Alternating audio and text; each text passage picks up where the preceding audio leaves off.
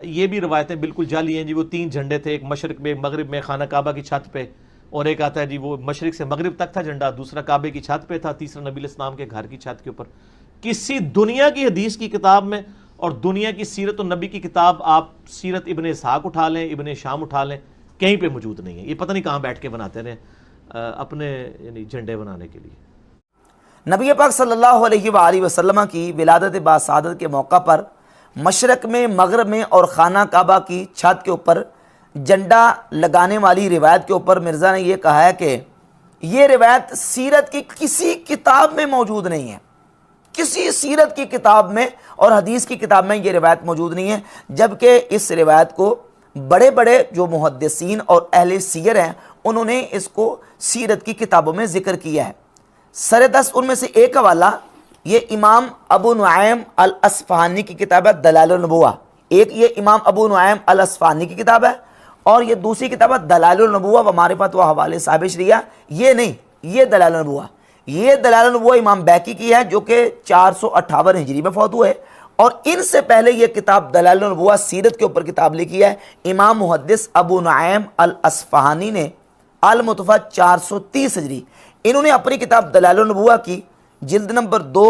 सफ़ा नंबर 782 और रकम नंबर 557 इस रिवायत को जिक्र किया है कि नबी पाक सल्लल्लाहु अलैहि वसल्लम की वालिदा माजिदा सैयदा आमिना रदियल्लाहु ताला अन्हा फरमाती हैं रअयतु सलासा आलाम मदरूबातिन, फरमाती है कि मैंने अपने लख्त जिगर के विलादत बासादत के मौके पर 3 झंडे देखे, नस्ब किए गए, एक झंडा मशरक में, एक झंडा मगरिब में और एक खाना काबा की छत के ऊपर नस्ब किया गया। ये रिवायत इमाम अबू नुआइम अल अस्फहानी अपनी किताब दलाइलुन नबुव्वा में लेके आए और इसी रिवायत को इमाम अहमद कस्तलानी जो कि सही बुखारी के शारे हैं, जिनकी किताब है अल इरशादुस सारी शरह सही अल बुखारी, ये वही इमाम अहमद कस्तलानी है, उनकी किताब अल मवाहिबुल दुनिया, अल मवाहिबुल दुनिया में इमाम अहमद कस्तलानी ने इसको जिक्र किया। और तीसरा हवाला इमाम जलालुद्दीन अस्यूती रहमतुल्लाह अलैह की किताब है अल खसाइसुल कुबरा शरीफ और इसकी जिल्द नंबर 1 और सफ़ा नंबर 82 पर इमाम स्यूती रहमतुल्लाह ताला अलैह ने इस वाक़े को जिक्र फरमाया है। और साथ इसके ये भी बात याद रहे कि इमाम जलालुद्दीन अस्यूती रहमतुल्लाह अलैह की किताब अल खसाइसुल कुबरा, इसके सफ़ा नंबर 4 पर इमाम स्यूती रहमतुल्लाह अलैह ने इस किताब में अपना मनहज और उसलूब बयान किया है कि मैंने इस किताब में किसरा की रिवायात को जिक्र किया है और मैंने इस किताब को जमा करते वक्त उसलूब क्या इख्तियार किया। वो सफ़ा नंबर 4 पर लिखते हैं औरतु फीही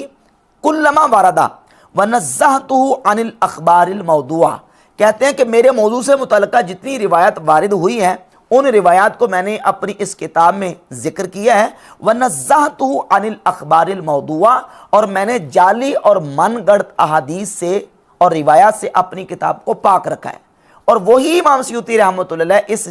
3 झंडों वाली रिवायत को अपनी इस किताब अल खसाइसुल कुबरा शरीफ जिल्द नंबर 1 के सफ़ा नंबर 82 पे इसको जिक्र फरमाते हैं और इसको नबी पाक सल्लल्लाहु अलैहि वसल्लम की शान व अज़मत के हवाले से जिक्र करते हैं। तो इससे ही बात वाज़ेह हुई कि आइमा मुहद्दिसीन इस रिवायत को अपनी किताबों में लेके आए हैं। अब जो दलाइलुन नबुव्वा है इसमें इसकी सनद मौजूद है और इसकी सनद में एक रावी है याहया बिन अब्दुल्ला। याहया बिन अब्दुल्ला जो रावी है वो रावी सिक्का दर्जे का नहीं है, ज़ईफ़ रावी है, मुहद्दिसीन उस पर जरा की है। लेकिन ये बात याद रहे कि ये जो रिवायत और वाक़या है ये नबी पाक सल्लल्लाहु अलैहि वसल्लम के फ़ज़ाइल व कमालात और हुज़ूर अलैहिस्सलातु वस्सलाम के मनाक़िब के हवाले से। और मुहद्दिसीन का दर्जनों किताबों में मुहद्दिसीन के ये उसूल और ज़ाब्ता जो है वो मौजूद है। सर 10 उनमें से ये किताब है अल अज़कार, इमाम नववी रहमतुल्लाह की, इसके सफ़ा नंबर 16 पर इमाम नववी रहमतुल्लाह ने ये उसूल और ज़ाब्ता लिखा है कि क़ालल उलमा मिनल मुहद्दिसीन वल फ़ुक़हा व गैरहिम,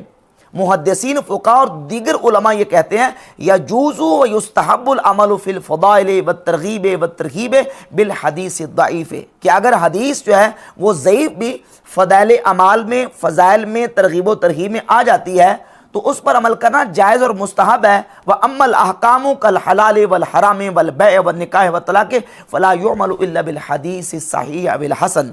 हाँ, जब अगर हदीस वो आती है अहकाम के बारे में, यानी हलाल व हराम के बारे में, और जो है ना वो निकाह, तलाक और ख़रीदो फरोख्त के बारे में, तो उसमें हदीस का कम अज़ कम हसन होना ज़रूरी है। सही दर्जे की हो या कम अज़ कम हसन दर्जे की हो, उसमें जो है वो ज़ईफ़ हदीस नहीं चलेगी। तो ये बिल्कुल मुहद्दिसीन के यहाँ, जमहूर मुहद्दिसीन का फ़ैसला है कि ज़ुहद, रिक़ाक़, तरग़ीब व तरहीब, फ़ज़ाइल, मनाक़िब में अगर ज़ईफ़ हदीस भी आ जाती है तो उस पर अमल करने में कोई हर्ज नहीं है। अब नबी पाक सल्लल्लाहु अलैहि वसल्लम की विलादत बासादत के मौके पर जन्नों का नस्ब किया जाना, ये नबी अलैहिस्सलाम के फ़ज़ाइल और मनाक़िब में है। और फिर ये जो झंडा लहराना, ये किसी की अज़मत और शान व शौकत के इजहार के लिए होता है। 14 अगस्त के मौके पर पाकिस्तान का झंडा लहराया जाता है, और सऊदीया में जब सऊदी अरबिया स्टेट जो रियासत कायम हुई है, सऊदी जो नजदियों ने रियासत कायम की, वो उस दिन को ईद उल वतनी के नाम से जो है ना वो उसको उन्होंने मौसूम किया हुआ है। ईद उल वतनी के मौके पर सऊदी अरब का झंडा लहराते हैं, और बाकायदा झंडे न सिर्फ लहराते और अवेज़ा करते बल्कि वो झंडे पहनते हैं। और वो झंडे जिसके ऊपर कलमा शरीफ लिखा हुआ है, ला इलाहा इल्लल्लाहु मुहम्मदुर रसूलुल्लाह सल्लल्लाहु अलैहि वसल्लम, उस झंडे लहराने पर और उन झंडों के अवेज़ा करने पर कोई एतराज़ नहीं है। पाकिस्तान में 14 अगस्त के मौके पर झंडा लहराया जाए, कोई इतराज़ नहीं। तो नबी पाक सल्लल्लाहु अलैहि वसल्लम की विलादत बासादत के मौके पर अहले ईमान और अहले मोहब्बत अपने आका मौला सल्लल्लाहु अलैहि वसल्लम की ज़ात अक़दस की विलादत की खुशी में हुजूर की अज़मत के इजहार की खातिर झंडा लहराएं, तो इस पर बिदअत का फतवा क्यों दागा जाता है, जबकि इसका जिक्र भी सीरत और फ़ज़ाइल की किताबों में मौजूद है। अगरचे वो हम तक जो रिवायत और वाक़या पहुँचा है, वो रिवायत और वाक़या वो उस दर्जे का सही नहीं है। अब देखें, यहाँ जो कहा जाता है ना कि हदीस ज़ईफ़ है, ज़ईफ़ का मतलब यह है कि उसका ज़रिया कमज़ोर है, यानी हम तक पहुँचने का जो ज़रिया है वो ज़रिया मजबूत नहीं है, कमज़ोर है। अगरचे कमज़ोर ज़रिए से हम तक वो रिवायत और वाक़या पहुँचा है, लेकिन वो वाक़या है किस दर्जे का, और वो वाक़या जो है किस मौजू से मुतल्लिक़ा, फ़ज़ाइल से मुतल्लिक़ा है, मनाक़िब से मुतल्लिक़ा है, नबी पाक अलैहिस्सलाम के जो अज़मत व कमाल और हुज़ूर अलैहिस्सलाम के फ़ज़ाइल व मनाक़िब के हवाले से है। लिहाजा हुज़ूर अलैहिस्सलाम की शान व अज़मत के लिए इस वाक़े से इस्तिनाद करते हुए सरकार के फ़ज़ाइल और अज़मत के इज़हार के लिए झंडा लहराना है, इसको बिदअत करार देना और कहना कि सिरे से इसका कहीं वजूद ही नहीं है, ये बिल्कुल तहक्कुम और सीना ज़ोरी है।